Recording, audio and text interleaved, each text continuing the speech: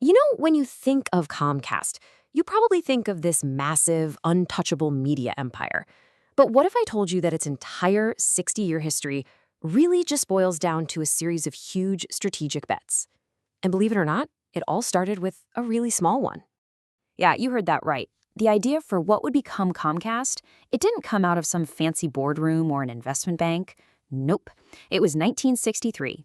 A guy named Ralph Roberts, who used to be in the men's accessories business, of all things. Well, he's at a poker game, and he hears about this tiny little cable system for sale down in Tupelo, Mississippi.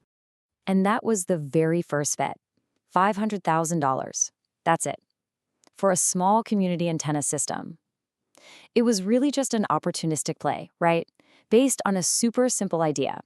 People in small towns, they wanted clear TV, and they were more than happy to pay for it. And this slide, wow, it just perfectly shows you the power of that first bet. I mean, think about it. They went from just 1,200 subscribers in one little town, and over 6 decades, that single investment compounded into this global giant with over 54 million customers in the US and Europe. The story of how they pulled that off? It's basically a masterclass in strategy. All right, so let's dig into that first phase. We'll call it the opening bet. This whole era was about disciplined growth, just laying down the foundation for the empire that was coming. So for the first few decades, their playbook was pretty straightforward. Just a steady, methodical roll-up of cable franchises.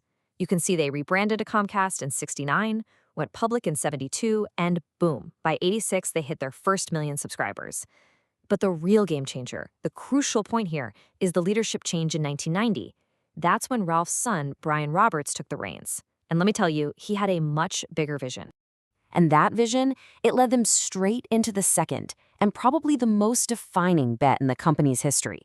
This was a massive wager on pure national scale. See, it wasn't enough to just own a few pipes anymore. The new goal was to own the pipe. And this is the number that made it all happen. $44.5 billion. In 2002, Comcast made this colossal bet to buy AT&T Broadband. This wasn't just another acquisition. This was a move that would completely transform the company, forever. Okay, what's so wild about this is the timing. You have to remember this was the dawn of the high-speed internet age. So by snapping up AT&T Broadband, Comcast didn't just become the biggest cable TV company, no. They became the dominant broadband provider, right at the exact moment broadband was shifting from a luxury to an absolute necessity.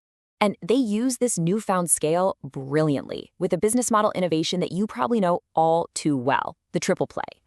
By bundling internet, TV, and phone all together, they created this incredibly sticky product. It was just hard for customers to leave. That strategy totally locked in their market leadership and made broadband the real moneymaker for the company. Okay, so that success leads us right into the third, and you could argue the most pivotal bet they ever made. They had the pipe secured. So Brian Roberts decided it was time to own the stuff that was flowing through the pipe. I mean, this was a complete identity shift. Comcast was basically going from being a utility company, an infrastructure business, to being a fully vertically integrated media powerhouse. The strategy was audacious but simple. Control the screen and everything you see on it. And how did they do it? The big move was the roughly $30 billion acquisition of NBCUniversal. Brian Roberts himself called it the transformative deal of the decade. And just like that, iconic brands like NBC, Universal Pictures, and yeah, even the theme parks, they were all part of the Comcast family. And you can see the results of that huge content bet right here in their revenue today. I mean, look at this. Yeah, connectivity is still the biggest slice of the pie, but NBCUniversal, the content, and the parks, that's a massive 30% of the whole business. This chart right here is the proof that Comcast is so much more than just a cable company. Which brings us to today, and to the fourth big bet. This one is really a whole series of moves, some defensive, some offensive, all designed to protect this empire they've built from a totally new wave of competition. But before we get to that, we have to talk about a bet they lost. And I mean, they lost it badly. Back in 2015, they had this plan to buy Time Warner Cable. The goal was pretty much total domestic dominance. But regulators shut it down hard on antitrust grounds. It was a huge, very public failure. But here's where it gets really interesting. That failure, it forced them to pivot. They were blocked from getting any bigger in the US, so what did they do?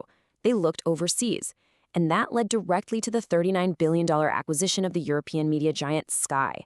They literally turned a massive loss into a new global opportunity. Fast forward to today, and the threats look completely different. This chart really lays out the core challenge they're facing. For the first time ever, Comcast is consistently losing broadband subscribers. Meanwhile, you've got competitors using fiber and 5G winning hundreds of thousands of customers. The big takeaway? That pipe they fought so hard to own, it's not a monopoly anymore. So, what's their big bet for the future?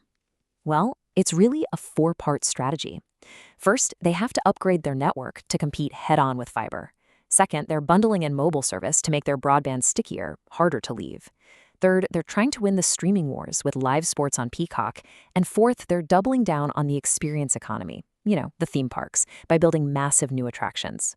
Before we finish up, I've got a few fun facts for you that really show you what this company is all about.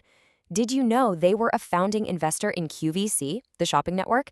That was a huge early win for them. Or how about the time they tried a hostile takeover of Disney? That tells you everything about their ambition. And through it all, it's still a family-controlled company, all thanks to a special class of stock that gives Brian Roberts the final say on everything. And that all leads us to the final and most crucial question for Comcast's future. For 60 years, their entire strategy was built on one thing: controlling the main pipe into your home. So the big question now is, in a world full of high-speed pipes, cable, fiber, 5G, is that original advantage still enough to defend the empire they built? That, right there, is the billion-dollar bet they are living with every single day.